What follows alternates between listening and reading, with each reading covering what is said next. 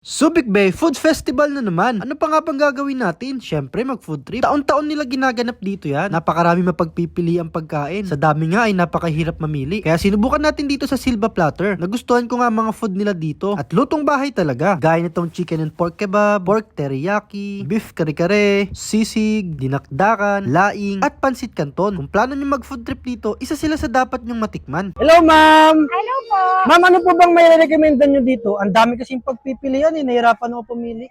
Actually, sir, lahat naman po yan masarap at binabalikan. Pero yung pinaka-bestseller namin is yung dinakdakan, sisig, tsaka yung kaldereta, which is ubus na kanina pa. Tapos meron din kaming pansit canton. At tsaka yung mga tindera ko masarap. Yun, no? Oh. Araw-araw naman po, nag-iiba po kami ng menu dito. Pero yung natitira lang po is yung bestseller namin na hindi namin pinapalitan araw-araw. Tingnan mo to, sir. Katulad nito, paubos na yung dinakdakan, pati yung pansit. Yung sisig, wala na rin. Kaldereta, wala na po. Ma'am, saan po ba located to? Meron po kaming physical store sa Cabalan.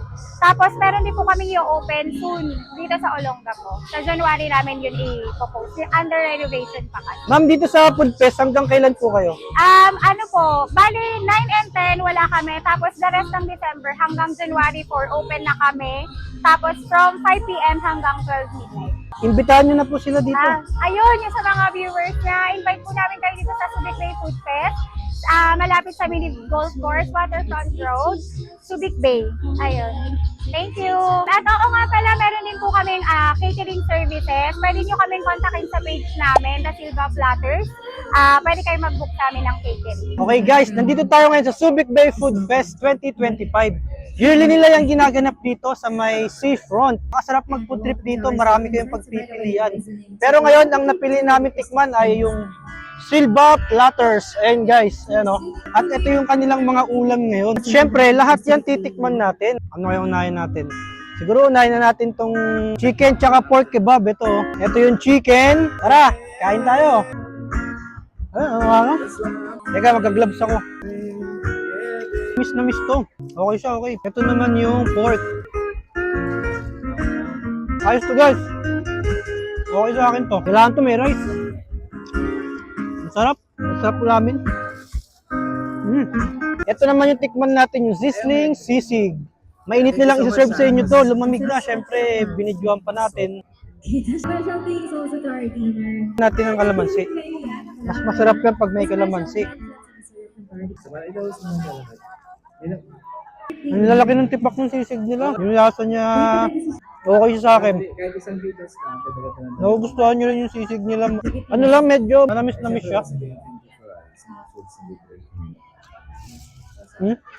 Itong serving nila na ganito, good for two na to. Ang dami oh. Ito naman yung pork teriyaki. Ito okay din siya. Ito naman yung beef kare-kare. Ito yung bagong alamang oh. Ang lambot.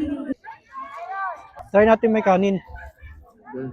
Siyempre yung terno niyan yung bagoong. Ayan oh. Okay din sa akin to guys. Masasarap siya. Pero depende na lang sa panlasa nyo. Sa akin kasi okay siya, nagugustuhan ko siya. Isunod natin tong laing. Ito medyo na ano lang ako dito. Medyo maalat lang siya. Pero sakto to pag nilagay nyo sa kanin. Try natin.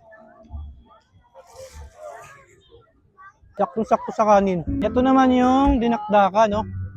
Dinakdakan. Kamukha lang sila eh, oh. Ay, baliktad yata. Ito yung dinakdakan yung may mayonnaise. Ito yung sisig. Tikman na natin. Nagugulan na ako kasi pare sila eh. Tikman nyo na lang kung ano yung dinakdakan. Nalito na ako. Try natin sa may kanin.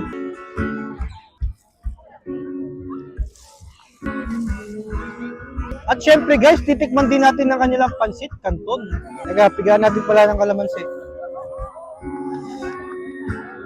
Kasi ang pansit talaga, mas lalo sumasarap pagka pinipigaan ng kalamansi. Yan yung pansit nila, oh. Ang daming gulay, di ba? Tamang-tama rin pagkakaluto.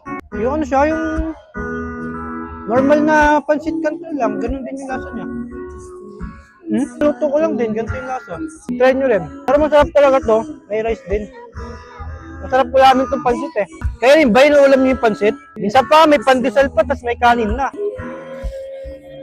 So yun guys, kung plano niyo pumunta dito sa Subic Bay Food Fest, dito sa may seafront, isa to sa mga itry nyo ang Silva Platters. Yung lasa niya talagang lutong bahay. Bukod sa masarap na, marami pa kayong pagpipilian ulam nila. Kita nyo naman, ang dami natin tinikman.